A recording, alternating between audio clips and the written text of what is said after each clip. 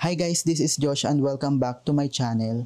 At bago pala yan guys, kung hindi ka pa nakapag-subscribe sa aking channel, please click subscribe and don't forget to click the notification bell button para mas maging updated ka sa aking susunod na upload na video.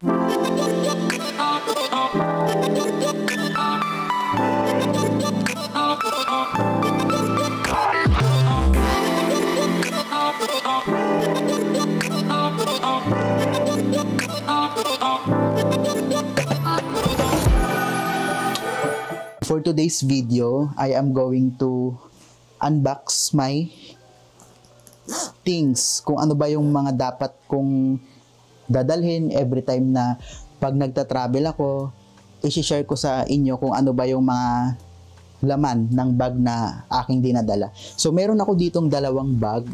Yan. Itong isa, tsaka itong backpack. So, bali, uunahin na muna natin tong nasa malaki. Ayan.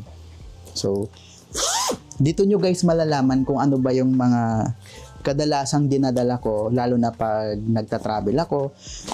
Ayan. At yung unang-una, syempre damit. Ayan. Damit. Pag nagdadala ako ng damit, lagi akong naglalagay ng pa-extra kasi ayaw ko yung nahahassle ako, lalo na pag may mga biglaang lakad ka, tapos syempre hindi mo rin maiiwasan, 'di ba, na papawisan ka, so need natin ng extra na t-shirt. Yan, meron din ako ditong mga pants. Yan, nagdadala din ako ng pants. Hindi naman maraming pants yung dinadala ko kasi hindi rin naman ako madalas na nagbibihis ng pants. Okay na yun siguro yung mga isa or dalawa. Yan. Itong pants, yan. Then, meron din ako dito. Ayan. Nagdadala din ako guys ng extra na medyas. Yan. Lagi akong nagdadala ng mga pa-extra kasi ayaw ko yung pagkailangan ko, meron akong mapagkukuhaan agad. Siyempre, meron din akong shorts. Yan. Isang shorts lang yung dala ko kasi hindi naman kailangan na maraming beses kang magbihis. Ayan. Meron din ako dito, ito. Yan. Underwear. Ewan ko guys ha, basta pag ako, every time na nagta-travel ako, gusto ko lagi na bago talaga yung underwear na ginagamit ko. Meron din ako ditong dinadalang belt. Ayan. Hindi ko rin kinakalimutan to, lalo na pag nagpapants ako. Yung next naman, ayan, nandito pala yung lagayan ng tsinelas ko kasi kanina kinuha ko yung tsinelas na iwanan ko pala dito yung lagayan ko ng tsinelas. Yung next naman guys, meron ako ditong sunscreen.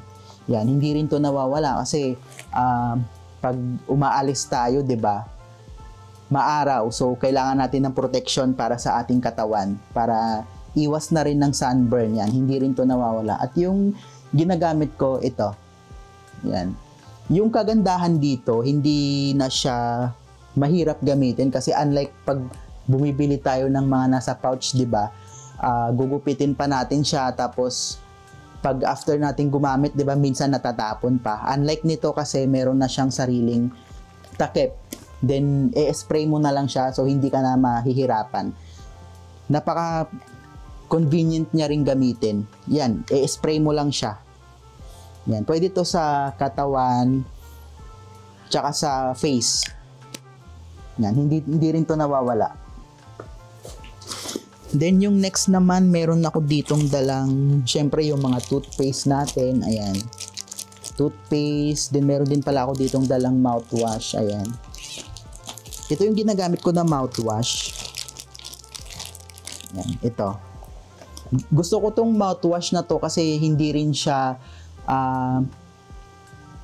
mahirap gamitin. Kumbaga pag gumagamit tayo nito, i-open na lang natin to. Yan, tsaka natin imumumog lang, din itatapon na natin after. Kaysa naman magdadala ka pa yung nasa lagayan, 'di ba? Mas hassle pa, tsaka pang padagdag bigat. Then meron din ako ditong ito, sabon. Yan, syempre kailangan natin to ng sabon para pag naligo tayo, syempre meron tayong magamit. Yan. Tsaka ito yung ginagamit ko na soap. Yan, ito talaga yan. Kasi masiyang ako dito sa soap na to. Then meron din ako ditong shampoo. Pag nagdadala din ako ng shampoo, gusto ko yung sa mga sachet na lang para pag once na after natin gamitin, tatapon na lang pag wala na siyang laman. Yan. Itong shampoo yung ginagamit ko. Yan. Yung next naman, ano pa bang meron dito? Ayan, wala nang laman dito. Ay, hindi, meron pa pala.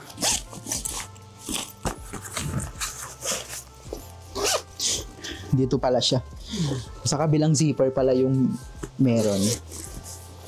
Yan. Nagdadala din ako guys ng ito. Ano siya? Cream siya sa may muka. Formulated by men. Ewan ko guys ha, nakasanayan ko na kasi talagang gumamit nito. Ano lang siya, pang takip lang siya ng mga dark spots natin. Tsaka hindi ko rin naman madalas ginagamit to kung kinakailangan lang. Then, meron ako ditong tea. Ayan guys. Nagdadala din ako nito kasi ayaw ko yung umiinom ako ng coffee. Hindi kasi ako sanay na nagko-coffee or nagagata sa umaga. Mas nakasanayan ko itong tea. Ayan. Tsaka yung iniinom ko, ito pala. Lipton. Yung next naman guys na dinadala ko, syempre itong deodorant. Kasi pag umaalis din ako, ewan ko hindi rin ako sanay na umaalis nang hindi ako gumagamit nito. Tsaka yung ginagamit ko itong Relumins. Mas hiyang kasi ako dito guys. Tsaka yung amoy niya, gusto ko yung amoy niya kasi ang lakas makaamoy baby ng ganito. Yan, syempre kung ano yung mas hiyang sa may inyo, yun yung gagamitin nyo. Ako kasi mas hiyang ako dyan sa ganyang deodorant. Ayan, wala nang laman. I-check natin dito sa mga zipper kung meron pa bang laman to.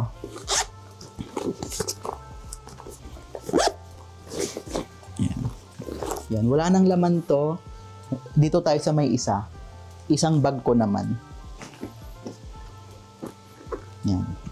Mag-i-start tayo dito sa loob ng dito. Ayan. Syempre guys, dala-dala ko yung lagayan ng camera ko kasi as a content creator, 'di ba? Kailangan natin na meron tayong mga gamit pang vlog or pang video or kahit anong pang capture natin sa may photos. Ayan. Ito yung ginagamit ko, yung DJI. Yan. Nilalagay ko siya dito sa may bag kasi pag nagta-travel kasi, ito yung bag na dinadala ko. Tapos itong malaki, iniiwan ko na lang dito sa pinag-stayhan namin. Then yung next naman, syempre cellphone ko. Hindi rin nawawala to. Kasi syempre kailangan din natin to. Then yung aking wallet. Ayan. Importante guys na meron tayong dalang wallet. Yan. Dito lang yung mga pera tsaka yung card. IDs, ganon. Then nandito pala yung iba kong gamit sa camera kasi hindi naman lahat kasi guys need kong dalhin. So yung ibang gamit ko, yung mga accessories ko sa camera ko, kung ano lang yung mas importante kong gagamitin sa araw na yun, yun lang din yung dinadala ko. Then nilalagay ko na lang siya dito sa bag. Yung next naman, nagdadala din ako ng payong. Ayan, syempre hindi rin to nawawala sa may akin guys. Pasok man sa may office or kahit saan man ako magpunta, lagi talaga akong nagdadala ng payong kasi hindi naman natin hinihingi, 'di ba? Minsan umuulan, ayan, hindi maiiwasan na umuulan, so kailangan din natin 'to. Ano pa bang meron dito? Dala ko rin guys yung aking case ng contact lens tsaka ng ito. Meron din ako dito guys dalang itong mouth spray. Ayan, hindi ko pa siya nagagamit. Ayan, matagal na to pero hindi ko pa siya nagagamit. Wala, dinala ko lang. Just in case lang na ano. Ito. I-spray mo na lang din siya. Matagal na to sa may bag ko eh. Hindi ko lang siya talaga nagagamit kasi every time din na nagta-travel ako, dala-dala ko rin siya. Then meron din ako ditong dalang ito. Itong lip serum naman guys, formulated by men ulit to. Pero pwede naman siya sa pang girls. Yan, mapababae man or mapalalaki pwede siya. Tsaka yung ano kagandahan naman dito guys, hindi siya nagkukulay. Kasi meron isang klase nito na yung walang kulay. Ayun, pag ginagamit mo siya dun sa may lips mo, nagkukulay siya. Unlike nito, itong kulay blue na to, ito pala yung brand pala nito is yung Envy. Ayan, hindi ko naman araw-araw ginagamit to. Pag nag-dry lang yung lips ko kasi nung nasubukan ko to, laking tulong nito sa akin kasi madalas talaga nagda-dry itong lips ko pero hindi ko naman siya lagi-lagi ginagamit. Pag nag-dry lang siya, ayan, pag nilalagay ko to siya, ang lakas niya moisturize. Ayan guys, ito yung ginagamit ko. Yan. Ano pa ba dito? I-check natin kung meron pa ba. Ayan, then meron din ako ditong mga candy. Ayan. Candies. Then andito pa pala yung iba kong pera. Yan, yung mga barya. Ayan. Ayan. So, ayun lang guys. Yung masasuggest ko lang din sa may inyo kung ano lang yung mga needs nyo na dadalhin, lalo na pag nag-travel kayo, yun lang din yung dadalhin nyo para iwas bigat na rin sa ating mga gamit.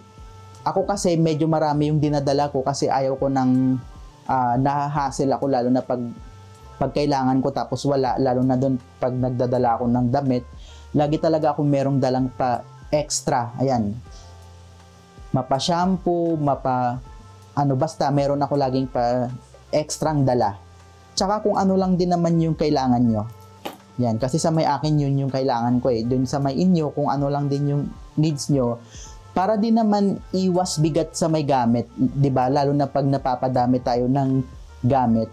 Mahirap din naman sa may airport na pag napapasobra tayo. Syempre, 'di ba? Mas hassle pa na magbabawas tayo dun ng mga gamit. Ayun lang guys. Sana nag-enjoy kayo sa panonood ng aking video at wag na wag niyong kakalimutang i-like, i-comment at i-click yung notification bell button. Thank you for watching!